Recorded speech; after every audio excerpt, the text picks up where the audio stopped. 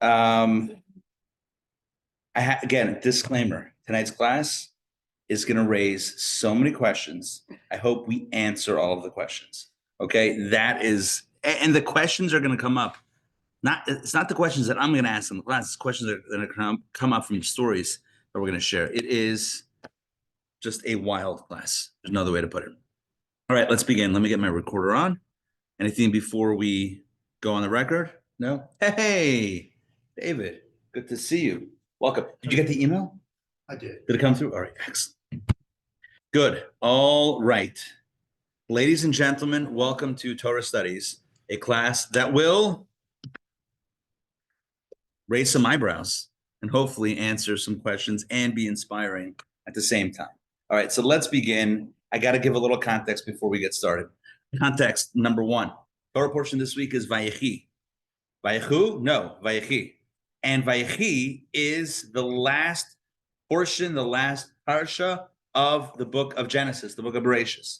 There's 12 Torah portions. And I know what you're thinking. So why is this class marked number 11? Right? Why the big 11 here? Because if you recall, we did not start with Bereshit. We didn't do Bereshit. We started with Noah. Because Bereshit was the holidays, whatever. So we started with Noah. This is the 11th class Torah portion of, who do we have? Hey, no worries. I'm hearing myself, which is epic. I'm glad that you're here in person. So we have our Vayechi is the 12th Torah portion. There's 12 portions in Bereshit and Genesis.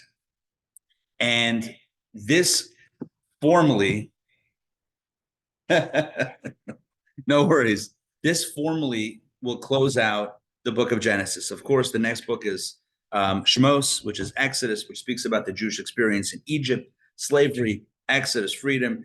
The theme of this Torah portion is the last 17 years of Yaakov's life, Jacob's life in Mitzrayim and Egypt, and his final words of parting to his family, where he blesses. Well, hold on. Does he bless all of them? I don't know. Let's keep it like this. His final words of parting to each of his sons. Some of them he says, you guys were way too hot-headed. You got me in trouble. You got yourself in trouble. So some he kind of like chastises a drop, but by and large, he is giving them blessings and remarks of farewell before his passing. We read about his passing. We read about his burial in the land of Canaan, the land of Israel. We read about Joseph's passing, and that, of course, sets the stage for the story of slavery in Egypt that will ensue. Merle, great to see you. All right, so we're going to focus tonight's class on Jacob, Yaakov's remarks to one of his children, Binyamin. What number child is Binyamin, or of the boys, which number is he? 12. Number 12. He is the youngest. These are the words that Yaakov, the father, says to his son, Binyamin. Unbelievable. Man, you can't make this stuff up. All right. David, I'm going to ask you to share, to read, please, in just a moment. Let me pull this up here online.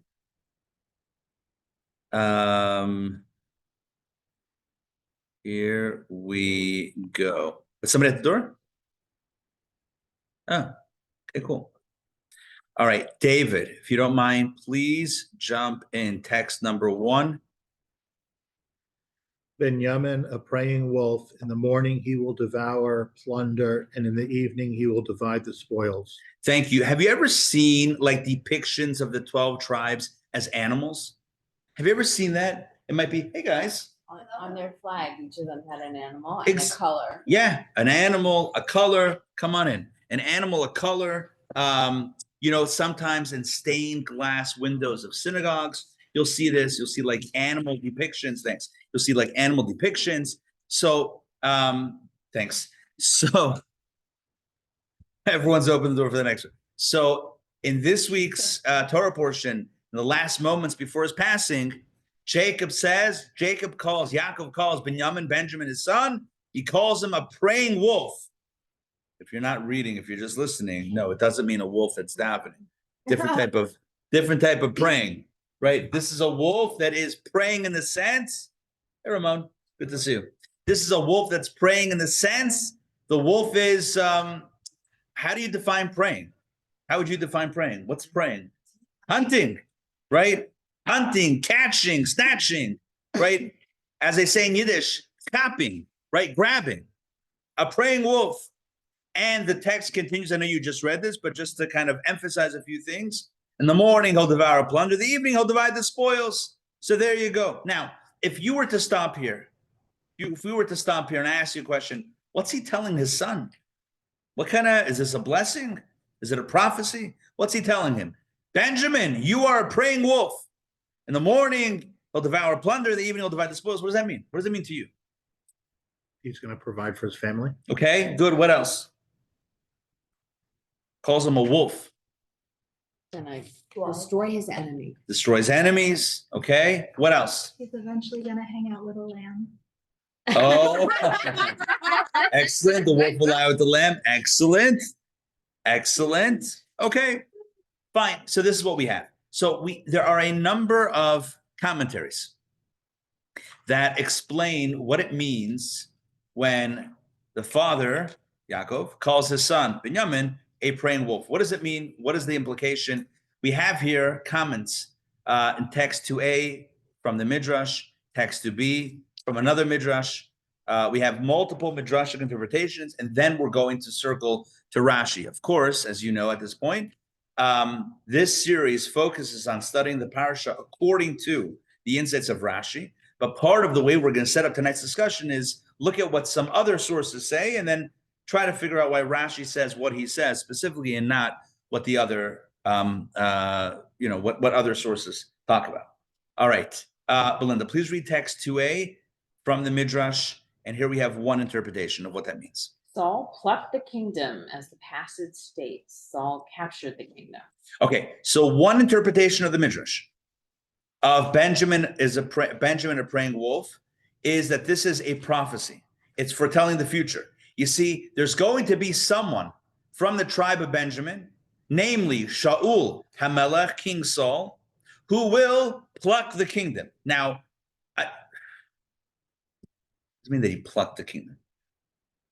Plucked the kingdom. Has that phrase ever been used before in the history of literature? Plucked the kingdom. All right, but he quotes a verse from the book of Samuel, Shmuel Aleph. Shaul captured the kingdom. He captured the kingdom. So that's like he's a wolf who captured the kingdom. Let me explain a little bit, and then we can go forward. So It doesn't say anything about being a wolf that captured the kingdom. no. Right. Correct. The Midrash is saying that when Yaakov told Binyamin on his own deathbed, when he told him on his deathbed that you are likened to a praying wolf, it's a reference. It was a prophecy to what it was foretelling what will happen later on when Binyamin's descendant Shaul will capture the kingdom.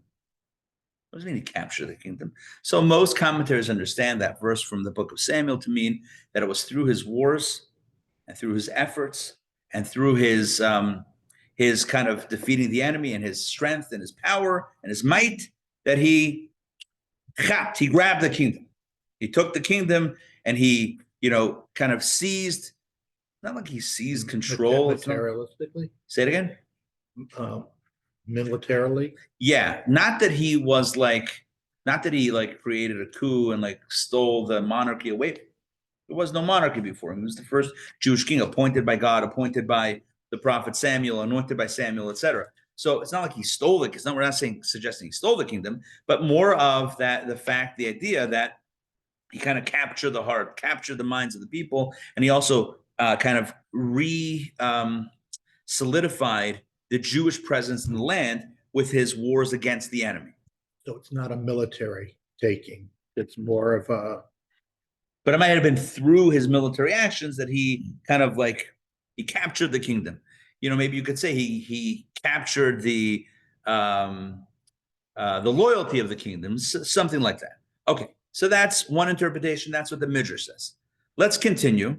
If you don't mind, Belinda, please read the next text. Give me 1 second. Let me pull it up here. This is text 2b. And here we have another interpretation in the Midrash. Rabbi Pinchas applied the blessing to the altar in the temple. As a wolf snatches its prey, so did the altar snatch the offerings. Great. Now we have interpretation number 2.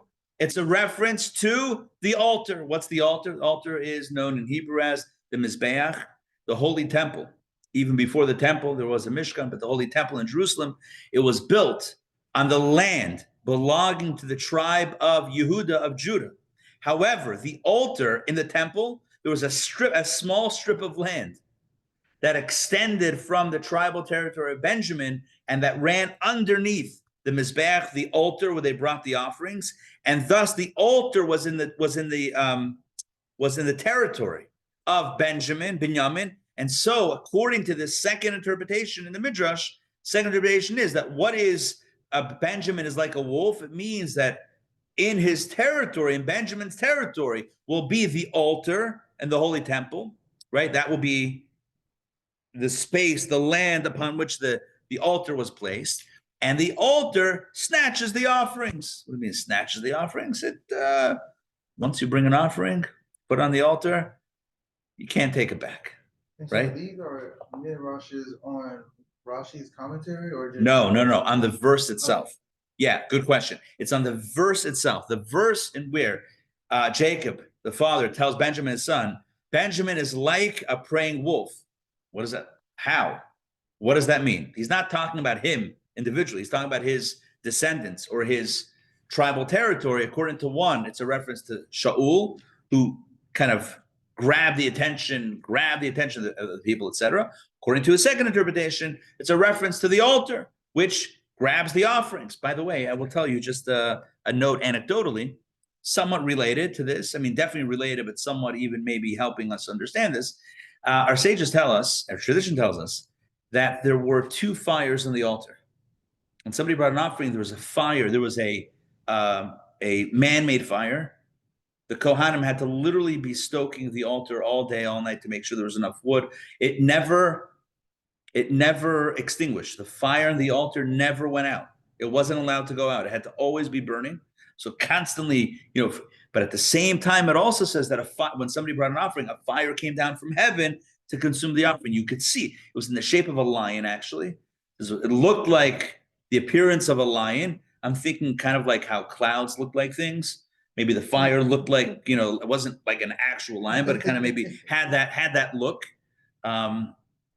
And consumed. So the fire below and the fire above consumed the offering. Look, the altar grabbed your offering. When you brought it, it grabbed it. It took the offering.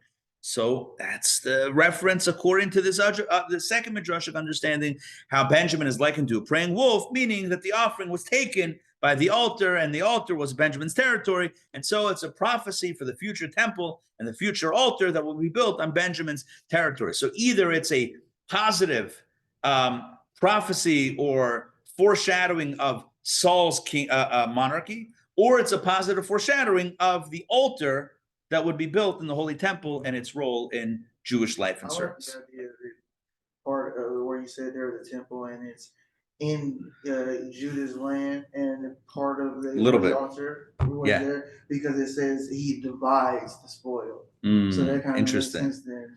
Sharing the love amongst others.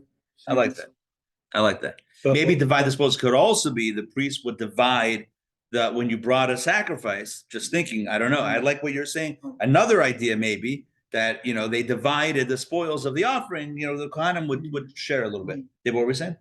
So in talking about Binyamin as a praying wolf, there's no interpretation about him being like an Esau. Correct.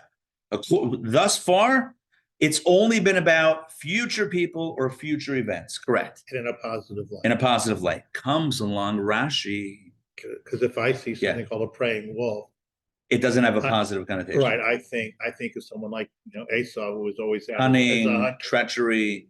Good. Comes along Rashi and explains along the exact lines of what you're saying. Now, it's about to get crazy. I feel like this is the third time I've given this disclaimer. Doesn't matter. It's going to happen again. Buckle up your 3-point harness. Maybe it's one of those roller coaster harnesses that go like this over your torso, like just like that, along with a buckle and a strap, right? Put on your COVID face mask because it's about to get cray-cray. Sandrine, we're going to pass the baton now for Rashi's. This is text 2C. All right, here we go. Hold on. Let me pull this up. And we're going to have to break this down.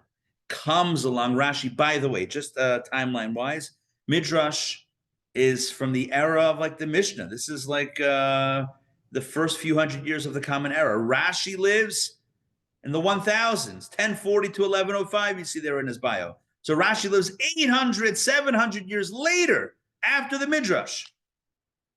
Rashi comes along and offers a different interpretation. He knew what the Midrash said, but here's what Rashi says, text 2C. Benjamin, a praying wolf. Jacob prophesied that the tribe of Benjamin would become snatchers, as the verse states, and each man must snatch his wife. This occurred during the event of the concubine in Judea. Bam, bam, bam. What is Rashi talking about? So first of all, let's break it down before I explain the context and the reference. Let's just break this down. Rashi explains that a praying wolf is, like David suggested, as somewhat of a negative connotation here, that they would become, ultimately, it's not about Benjamin himself, it's about his tribe, his future, his descendants, etc., that they would become snatchers. Snatchers meaning chatfanim, those that are grabbing things away. And he supports it from a verse from the book of Shoftim, the book of Judges. What does the verse say? And each man must snatch his wife. What does that mean? What does that mean? What? Ensnare someone? Right? What? Don't like wives in Judaism, they call their husband traditionally my bali. So one second. So this is a specific story. I'm going to break down the story, the context, because he's quoting a verse from Judges 21:21. Each man, and this is a reference specifically to the tribe of Benjamin, each man must snatch his wife, kind of like to grab a wife. What does that mean? What's the context? What's a weird reference? Why Benjamin? And Rashi clarifies 2 words in Hebrew. FYI, the context is bepilegesh begiva. It's the concubine in Giva. I know there the English is Gibeah. I don't even know how to pronounce it in English. I'm going to go. The Hebrew is actually easier for me to pronounce. Giva, pilegesh begiva, the famous story of the concubine in Giva. And I need to now explain what that story is. So here we go. Buckle up. It's going to get crazy. The story goes that there was a man who was, I believe he was from the tribe of Ephraim, and he got married to a woman who is in the category of a pilegesh. Now this is going to get a little bit interesting. What is a pilegesh? So the English would translate as concubine. I don't honestly know exactly what that word means in English. I just know that's the translation of concubine. In halacha, here's what that is a reference to. In Jewish marriage, the wife always gets a ketubah. And a ketubah is not only a marriage contract or document saying that mazel tov, y'all are married, but it actually provides for the wife, if something is to happen in the marriage, i.e. if there would be divorce or death, right, if the husband passed away, then the husband's assets or part of the husband's assets need to be given to the wife, right? Upon the, if that marriage either again ends in divorce or death, then she gets some of the assets. A pilegesh is a woman who is, by all other intents and purposes, is married to this fellow, but does not have a ketubah contract. But while they're married, he still has to take care of her, but he doesn't have that provision of the ketubah if the marriage comes to an end. Now, why would that be a thing? What's the purpose of that? So that's a more complicated conversation, halakha conversation. This is something that's not practiced today. We all know that marriage is marriage and it has a ketubah, and that's just the way it is. But this was something in ancient times, this could have happened. And more analogous to common law marriage. Maybe like a common law marriage. Oh, maybe that's a good example. I don't really know what that is, but that sounds like it could marriage be. without a marriage license. That's kind of what it is. It's marriage without a marriage license. It's more of an, maybe the right word is ad hoc. I don't know if that even is the right word, but it's kind of like maybe a shotgun wedding without the shotgun. Significant other. Without the, right. So here we go. Now, so this guy marries a girl and then they travel. Okay, so just very quickly, let me just clarify something. In ancient Israel, it's not just that you had different tribes, but each tribe had their own territory of land. Like we said before about the temple being built on land, I should have clarified this then. It's almost like Israel was divided into 12 states, just like the US has 12 states. I'm kidding. Just like the US has states, 50. So ancient Israel was divided into physical territory that were called by the name of the tribe. Fine. So this guy is from, I think he was from Ephraim. He travels, I don't know, he's visiting family in Yehuda and Judah in that territory. On the way back, he passes through, as we said, Benjamin's territory was around there. We said that the altar was jutting out from there, you know, into the temple. So clearly they were in proximity. So you can't go from Ephraim to Yehuda and or back without going through Benjamin. So this guy and his new wife, or the Pilegesh, you know, the concubine status wife, whatever. So they're traveling and they stop in a city called Giva. Giva was in the tribal territory, the state of, it's called the state of Binyamin of Benjamin. Great. They're looking for lodging in all the wrong places. I'm kidding. They're looking for lodging and they can't find a place to stay. One guy says, you can stay here. Mitamo. That's Yiddish for suddenly, in middle of the night, pounding on the door. Ala Lot and the guests. Remember what happened with that? The neighbors are pounding on the door and they're saying, hand over the guest. They're saying, they're saying to the host, an elderly guy, hand over the guy. The guy. Okay. The host says, not handing over the guy, but I'll hand over. No, not his own. The Pilegesh. Somehow this guy, the husband, has no idea what's going on. Maybe he's sleeping. This mob takes her and they assault her all night. These are Jewish. Sexually assault her all night, yes. She goes back in the morning. She stumbles her way back to she dies on the steps of the house. This guy realizes what happened. And he's so incensed, he goes back to Ephraim and he tells everybody what happened in Benjamin, with that tribal territory. And they ask for justice, turn over the perpetrators. They don't. No justice. So he gets together an army of all the other tribes and they commence a civil war. Every male in Benjamin, except for I think either 400, 500, or 600, they were killed by fellow Jews in this civil war in retribution for what they allowed to happen to this woman. This is one of the darkest, on many levels, darkest, most troubling, traumatic stories in Jewish history. First of all, that such a thing could happen. Second of all, there was no justice. Third of all, the justice that did happen was this vigilante, civil war, Jew-on-Jew bloodshed justice that happened. It was crazy. In the aftermath of this, Benjamin was almost wiped out as a tribe at that point in time. In the aftermath, every other tribe took an oath. And the oath was, none of our daughters will ever marry will ever marry a guy from the tribe of Benjamin. If they want to get married, they're going to have to find someone in their own tribe.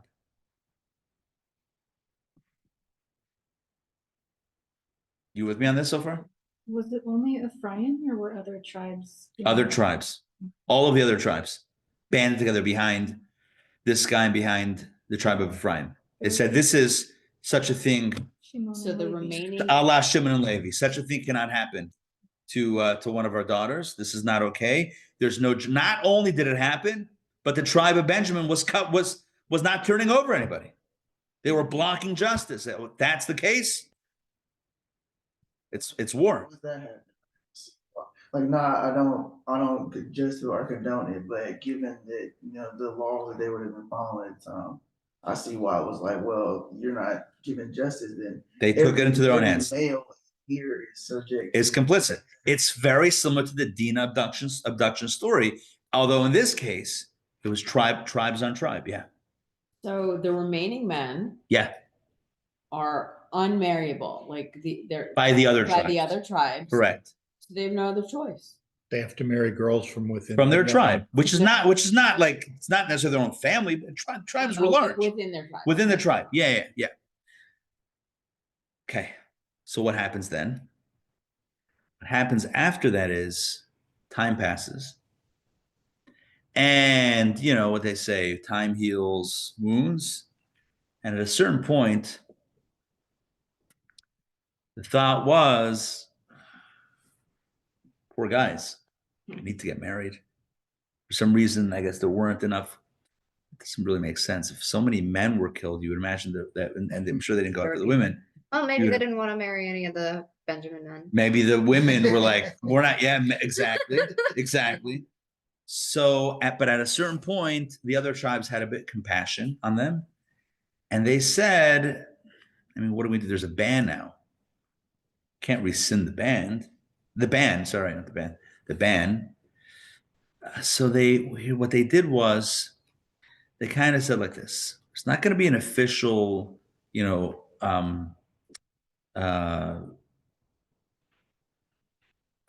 annulling the banning these men from marrying the other Jewish women. But, on certain occasions when everyone goes to Jerusalem and the young women would hang out in the vineyards and the guys would check out the girls and whatever, and, matches would be made.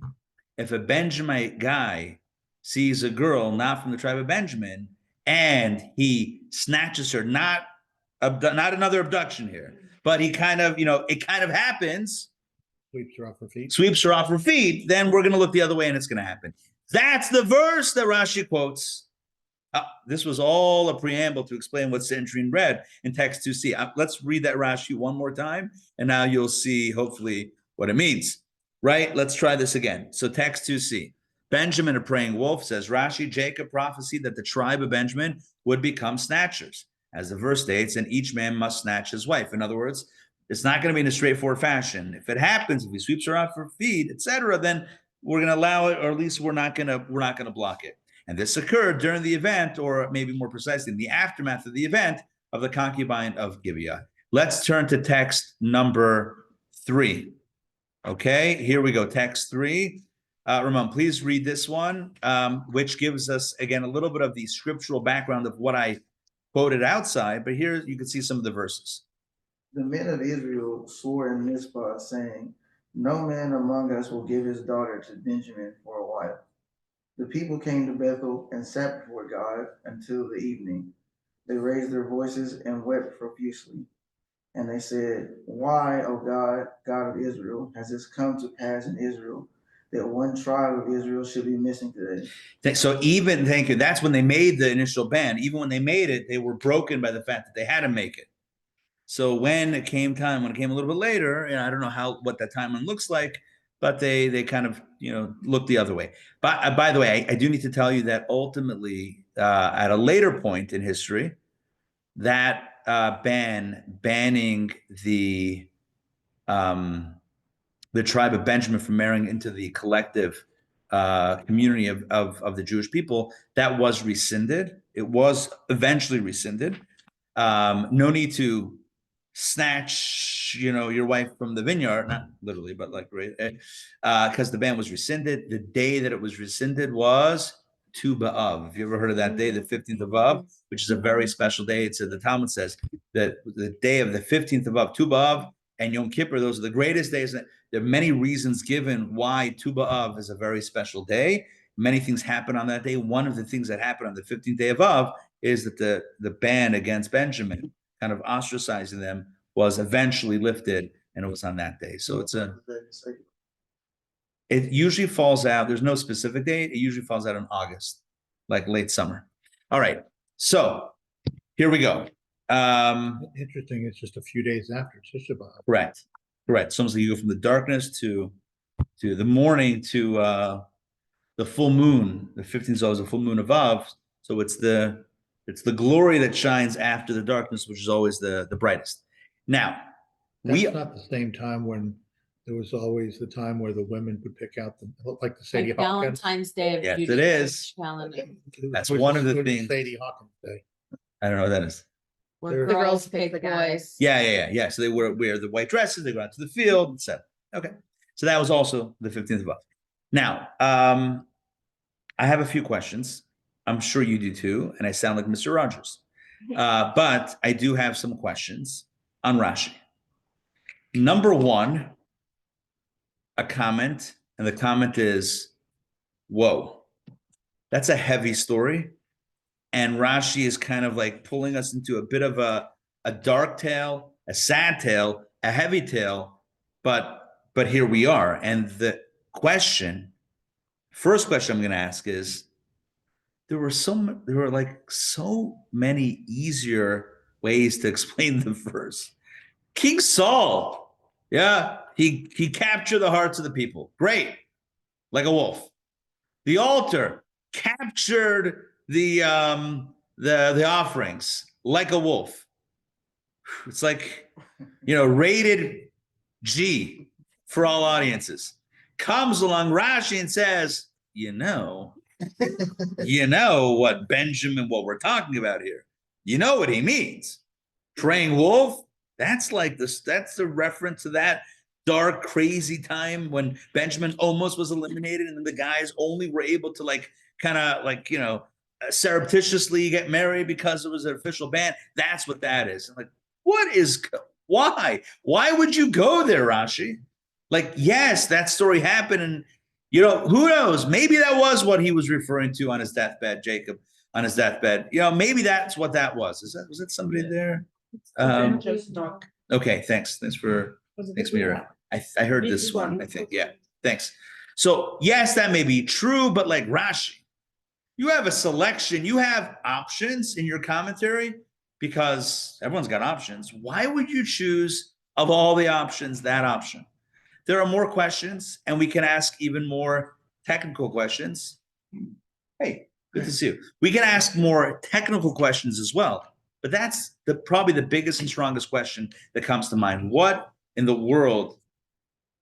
Grab a booklet. What in the world is Rashi thinking when he explains that the verse about Benjamin being likened to a praying wolf is the story of the Pelegish Begiva, this very dark and troubling tale of our past. Okay. And again, if that's what it is, that's what it is. But the Midrash certainly has alternative explanations. Why would Rashi jump to this one? If you want to get even, let me just do one of the other detailed questions. Turn back 1 second. If you don't mind, turn your attention back to Rashi, which we just reread. Actually, not just text 2C. If you look at the Hebrew, it doesn't work in English. If you look at the Hebrew, so Rashi quotes the words from the verse Binyamin Ze'ev Yitraf, that Benjamin is a praying wolf. And the first 4 words of Rashi's commentary are Ze'ev Hu Asher Yitraf. He is a wolf that prays. And honestly, what is Rashi adding to the verse itself? Binyamin Ze'ev Yitraf. Benjamin is a praying wolf. Ze'ev Hu Asher Yitraf. He's a wolf that prays. A praying wolf is a wolf that prays. Got it. What exactly is Rashi saying? And then he gets into the idea that they're snatchers. In the English, for whatever reason, didn't even translate that opening comment of Rashi, the first few words of Rashi. It just jumps into Jacob prophecy that the tribe will become snatchers, but it doesn't even say the kind of the words of repetition. The question is, what's with the repetition? So what we're going to do now is explore that turn of phrase. Text number 4. I'm not going to ask someone to read it because I literally just read it. Text 4, again, Binyamin Ze'ev Yitraf, Ze'ev Hu Asher Yitraf. Benjamin is a praying wolf, and Rashi says, yeah, Benjamin is a praying wolf. So what in the world does that mean?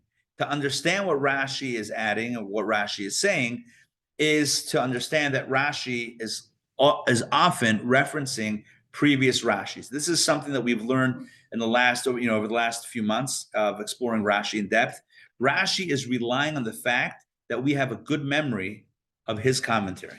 Now, if you study Chumash with Rashi, we study the Torah with Rashi, Rashi is going to pretty much rely on the fact that you should know what he said before in commenting on a word, because if not, well, then you got to go back to the beginning, right? So if you're up to chapter 49 of Genesis, you should already have 49 chapters of verses and Rashi's, or 48, whatever it is, of Rashi, of verses and Rashi under your belt.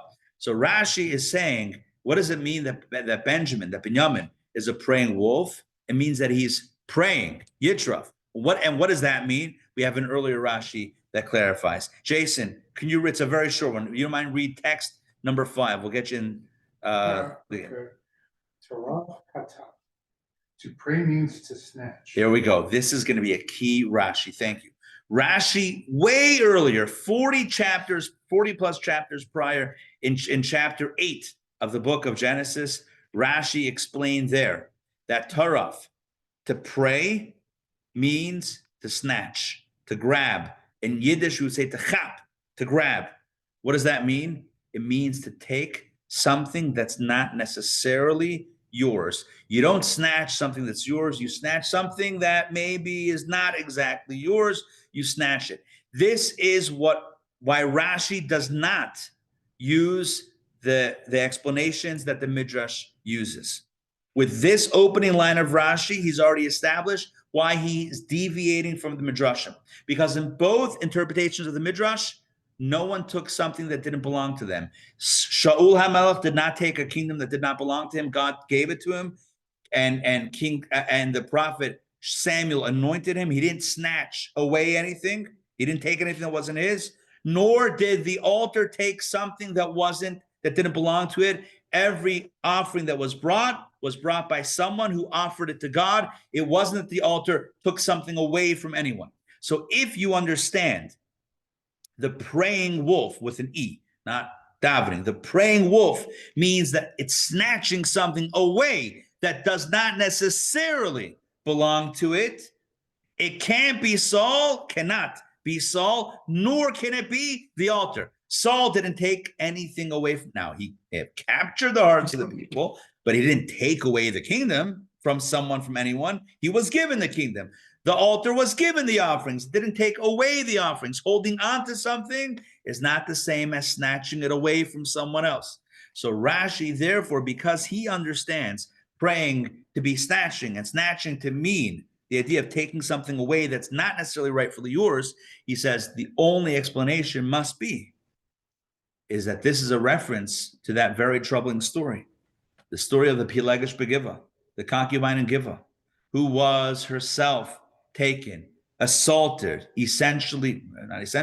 murdered, and then a civil war broke out. The entire tribe was almost slaughtered, down to the last 400 to 600. I forget what the number was, and then ultimately, eventually, the men from Binyamin, the only way they could get married was by snatching wives, not against their will, because we already learned also a Rashi.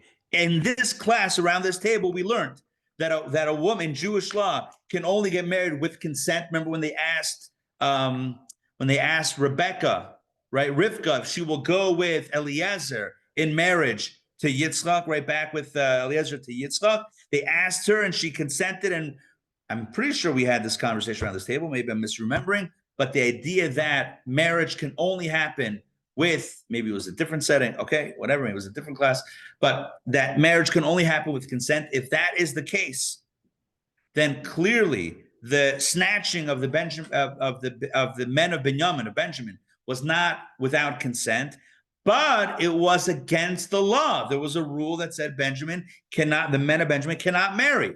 But everyone turned a blind eye because they felt bad. And so they snatched in marriage these girls, obviously with their consent, but with the kind of the blind eye. Sometimes justice needs to be blind, not in that way, but in that way, right? So just being blind means giving everybody a fair shot. It can also mean that sometimes you got to look the other way.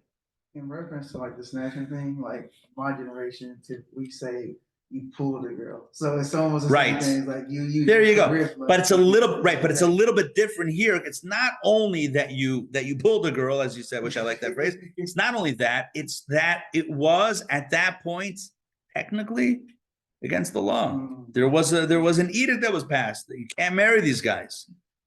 Well, it happened. How did it happen? It happened. It happened. They fell in love, and everyone looked the other way.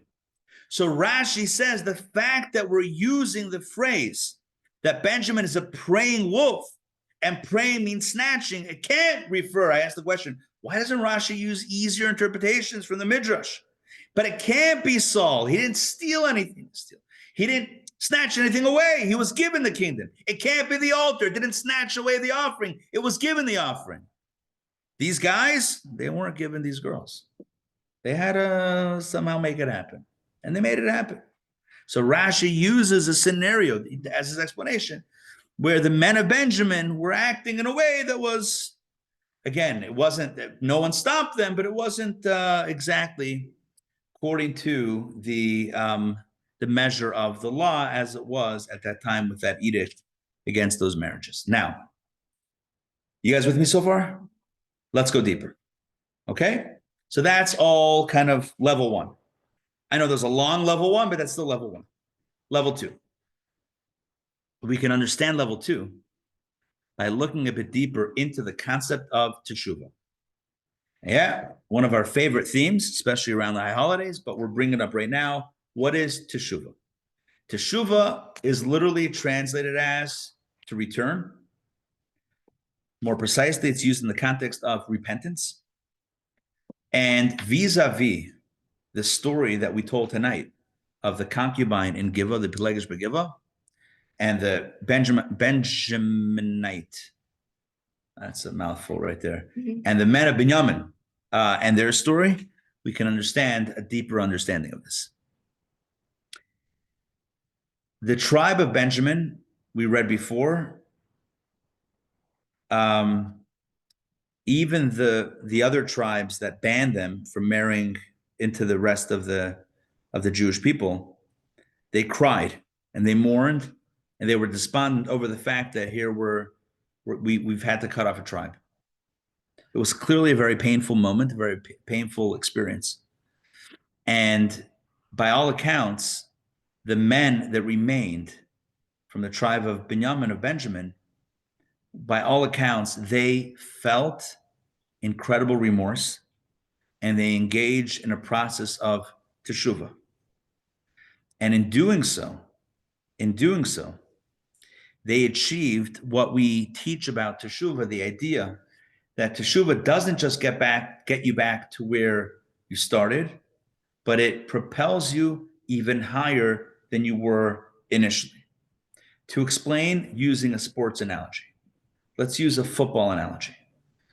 And it's actually in the book. You see it there. It's one of the header for the next text number. Actually, no, the one we just read, text 4. The 14-point swing. What's a 14-point swing? Here's what that is. You have one team having the field down, pass into the end zone. And at this point, it seems obvious that this team is going to score and get 6 or 7 points. Last minute, last second, the defensive back jumps in, intercepts the ball, and runs it back the length of the field for a touchdown. Instead of team A getting 7 points, team B gets 7 points. How many points is that? 7, right? It's not 7, it's 14. Because they would have been down by 7 points. Now they're ahead by 7 points. You with me on that? Right? The team A, right? Let's use Steelers and Falcons. Just cuz, right? I don't know which one is which. Steelers are driving down the field. Russell Wilson throws into the end zone. George Pickens, right? A friend of, right? Your son's friend. He goes up for the catch. Oh, it's intercepted. I don't know the Falcons. My apologies. I'm a Pittsburgh guy. And whoever's on the Falcons, right, they return it for the touchdown the other direction. Pittsburgh would have been up 7-0. Instead, Falcons are now up 7-0. It's a 14-point swing. It's still 7 points on the board, but they would have been down by 7. Now they're ahead by 7. That's 14 points. Tshuva does that. Instead of being down, you're now ahead. You're not just back to 0. It's not 0-0. That's if you block the pass or sack the quarterback, take them out of field goal range. Sorry for getting very detailed there with the football analogy, right? That's if you stop them from scoring. If you return it for a touchdown, boom. Tshuva is not just climbing back to where you were, it's being propelled further. That is the very nature of teshuvah. Take a look at text number 6. Okay, take a look at text number 6. This is powerful. Merle, are you up to reading? Yeah. Okay, amazing. Text 6, page 170.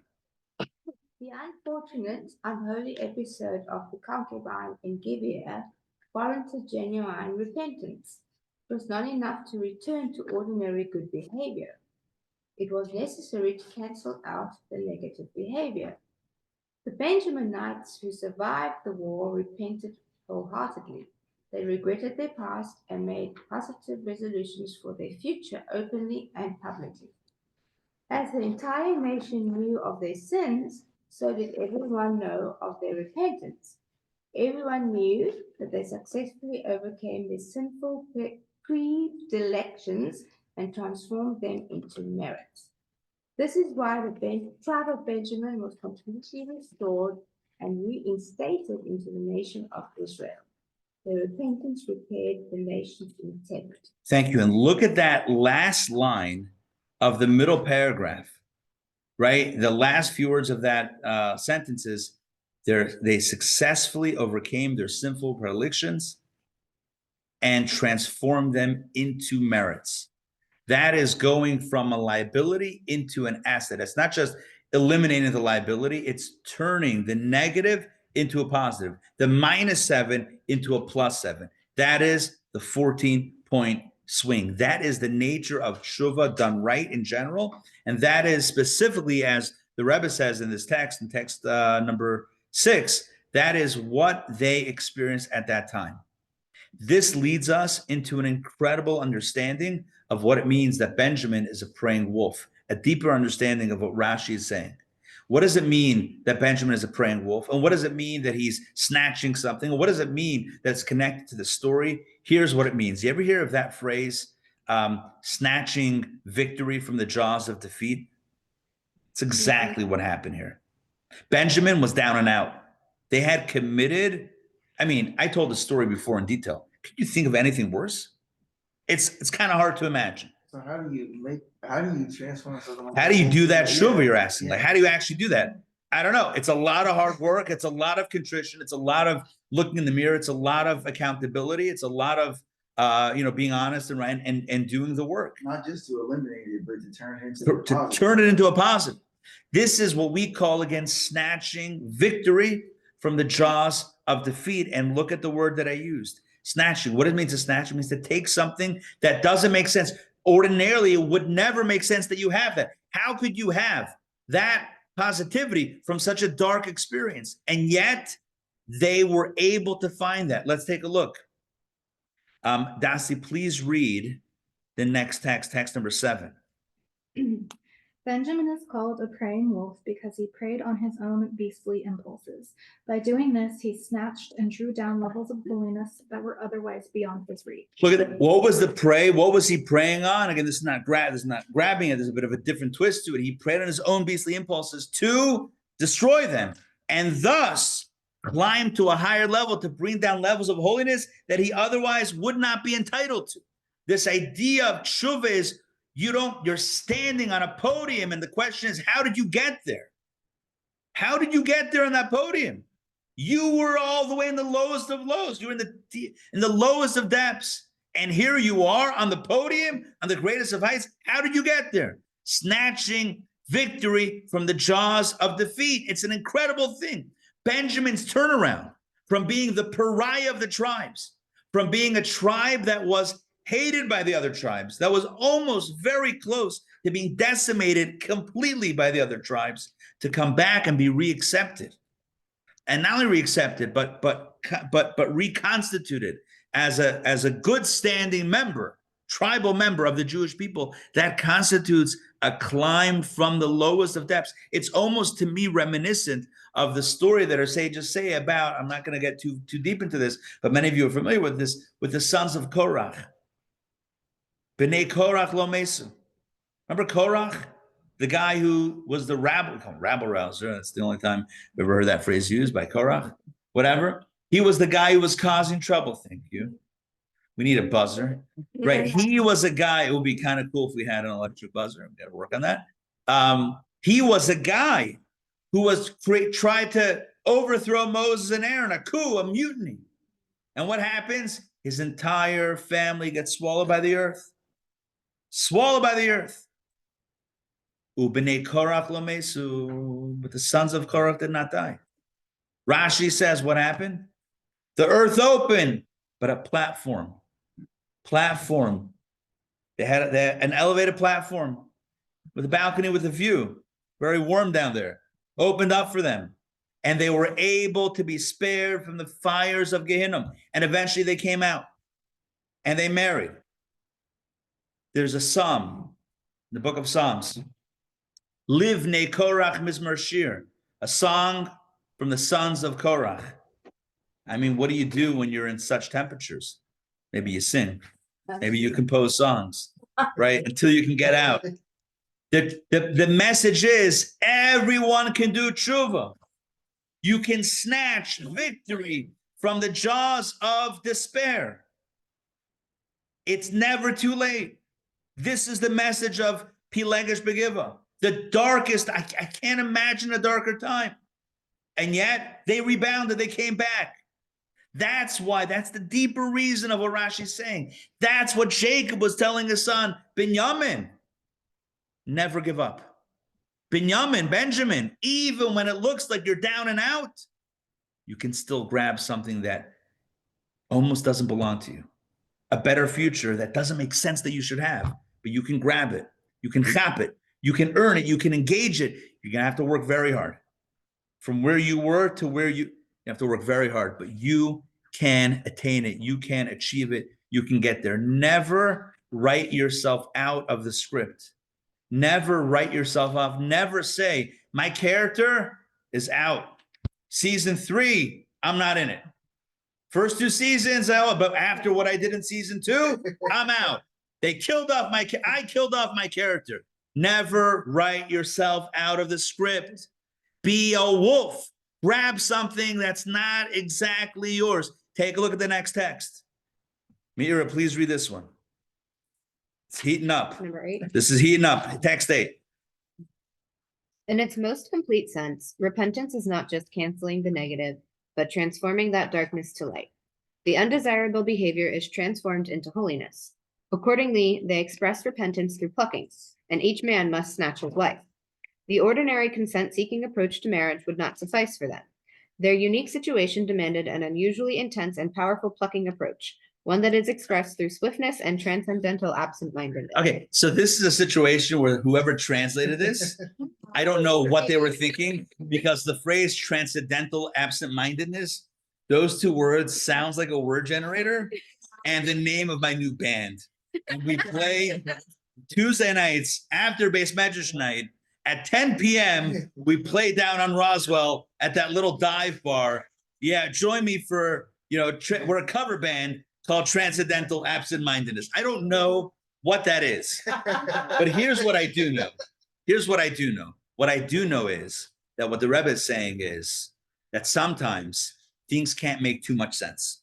Sometimes you can't be so linear in your thinking. Sometimes you just have to jump in. If you are running the numbers and saying, okay, here's what I deserve, here's where I should be, here's my fate, sometimes it's not going to work out. It's fine. We'll have a few more minutes later. So sometimes you write yourself off. Sometimes you say, it doesn't make sense that I would be, in this position, that I would be in this place, that I would be, this. Don't get too caught up in the details and the numbers. Just do it. Just go for it. Just go for it, because there are second chances and there's depth. I can't help but think, and it's obviously a different story and it's a different scenario, but I cannot help but think about October 7th and about the darkness of October 7th, and about, how from that darkness, and this is by no means, justifying it or explaining it or anything like that, by no means. And the horrors are still going on, and Jews are still being held hostage and captive, etc. We pray for the hostages and for the IDF and for all the Jewish people and for the land of Israel, etc. And we know at the same time the incredible light, the mitzvahs that have been done as a result of the darkness. And you think about how snatching light, how many tzitzis have been worn with the campaign of tzitzis, tefillin, Shabbat candles, tzedakah given, etc., as a response to the darkness. In Judaism runs by the motto, Binyamin Ze'ev Yitraf, a praying lion, snatching light from the jaws of darkness.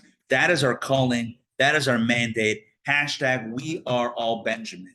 And what this means is, whether or not the challenge has come to us, like in October 7th, or whether we've created the challenge for ourselves, like in the case of Benjamin, like in the Pelegish Begiva, the concubine of Giva, whether it happened to us or whether we put ourselves in the hole, the bottom line is the same.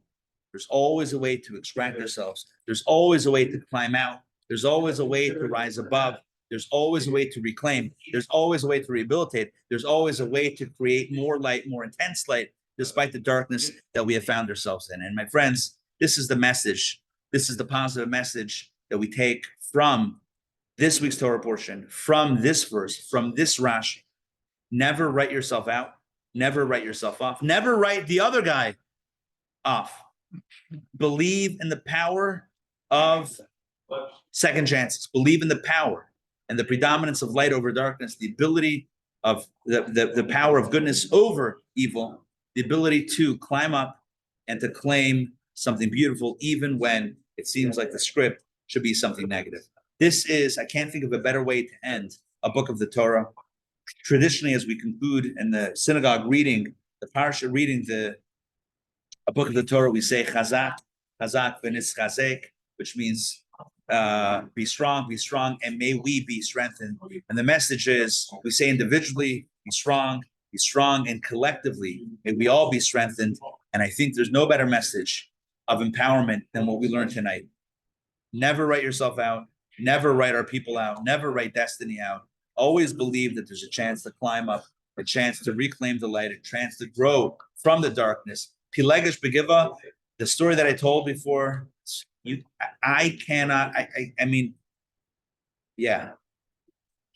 of what we did to ourselves. How could they have done that to this girl, to this woman? How could they have done that? But tshuva is tshuva, and there's a way to come back and a way to find your place back. Never write yourself out. Never write the other guy out. Always keep your heart open. Keep the light shining. Let us be strong, and may we all be strengthened. And let us say, Amen. Thank you very much for joining me tonight. Hope this all made sense.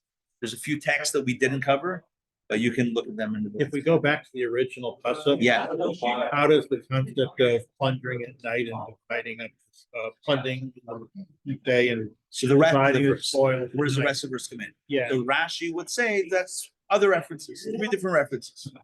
We have the idea that he's a praying wolf, snatching wolf, and plundering by day and dividing at night. 3 different things. We have to look at Rashi for those other details. But this explains that first third of the verse, as it were. And it's an incredible thing. I think incredible message of empowerment as we head into the Shabbat Chazak. I do want to mention a few things. Number one, so we do this class every week. And what that means is, if you have a book, right? So you're noticing we're getting to the end. There's one left. Just, I think, interesting and ironic that Yeah, why isn't it just 5? I don't know, because they want to do 4 seasons and there's 5 books. So you got to Oh. divide it in a weird way. So, okay. So here's the deal. There's one more in this book, but guess what? After that, there's another book. We don't stop. There's another book. If you want the book, I will send out, please God, assuming I remember, I will send out a link. You can get it. Oh, you can do it either from our website and you can order a book, or I can send you the link directly from Amazon. You can order these books. Can I just grab your book for a second and hold it up for the crowd? All right. This book, the textbook, these are printouts from the textbooks. If you want your own textbook, whether you're here and you want to have a textbook, whether you're on Zoom and you want one for your home to as a reference or to read before and after, so you can order this online. It's on Amazon. You could look up Torah Studies 5785 Season 2. That's the next one. It's a blue cover with the same pyramid, and I'm assuming Moses, who looks, hey, that's my buddy. I'm kidding. Right. So, right. So it'll have like a blue stripe. So that's on Amazon. Somebody told me, where's Larry? Larry, you told me, right? It's on Amazon for like $18 discount. What a deal. Prime shipping. Anyway, so yeah, Larry and I were communicating over email the other day, and he found it on Amazon. So yeah, feel free to order a book. It's great. That's one announcement. Announcement number 2. I just released the information today. Things happen very quickly around here. Next Monday evening, we're having what I'm calling, wait for it, the beer shear. Yes, that just happened. The beer shear. Shear means like class, Hebrew. The beer shear. It's going to be we have a rabbi, one of the leading rabbis of the OK Kosher Certification Organization. You know, like when you buy goods and you're reading the labels, then some of them have an OU, some have an OK on it, right? Like A-OK. So not like A-OK, but OK. So we have one of the leading rabbis from the OK Kosher Certification Agency who will be in town. He certifies factories that are in the area. So he's going to be in Atlanta for a few days. Boom, guess what? We got him here Monday night. He's going to be speaking about the kosher dynamics of beer. He's specifically focusing on beer. He may throw in some other alcohol, but like what beer is kosher, what makes beer kosher, what are things that we should be careful with if we're considering kosher considerations. So anything, I'm calling this event Kosher on Tap. The unofficial name is the beer shear. I can't get enough of that one. I'm not publishing it because people are sheer, don't know what shear is, but like kosher on tap, kosher considerations of craft beer and favorite beer. You would be surprised. This guy's in the business of kosher certification. What especially small breweries are putting in their beer, which requires a little bit of discretion when you're looking for a kosher beer. That's going to be Monday night. The big event is Wednesday. Can I grab this for a second? The big event is Wednesday. This is a not to be missed event. This is called, wait for it, Unraveling the Mysteries of Life. Wait for it again. The New World of Genomic Medicine. This is an event all about the future of medicine, or what scientists are calling personalized medicine, based on the human genomics, the DNA of the individual patient. Customized medicine, personalized medicine. We have one of the directors of the NIH in Washington, D.C. coming into town to speak. This guy is a macher. He's a big macher. The NIH is a bunch of institutes. He is the head of one of the institutes in Washington. This is not to be missed. It's a free event. It's open to everyone. He's going to explain the history of genomics and the future of medicine. Wednesday evening, 7 to 8 is a cocktail hour. Come eat and drink. We'll have some beer, kosher beer. And then 8 o'clock is the lecture. Tell your family, tell your friends. Be the wolf that snatches people, brings them over. I'm kidding. Make sure it's, everyone's consent, but like, come on over. Huh? There's a friend that brings a friend. Correct. Yes. Promoting. Yes. Yes. Come join us Wednesday. I would say this, just camp out. You talked about this before. Just camp out. Just camp out here. There's always something going on. Monday to Wednesday. Yeah. Well, Saturday is also fun. Just stay. Just stay. There's always food. Not Monday for lunch. Literally. Monday for lunch. Monday night for beer. right? Tuesday is this. We got So a what few do you things. We got base measures now. Yeah, exactly. I know, right? Help spread the word of this, please, please, please, please. All right, we'll see you guys. Lila Tov. Have a good night. Bye, everybody. We'll see you soon.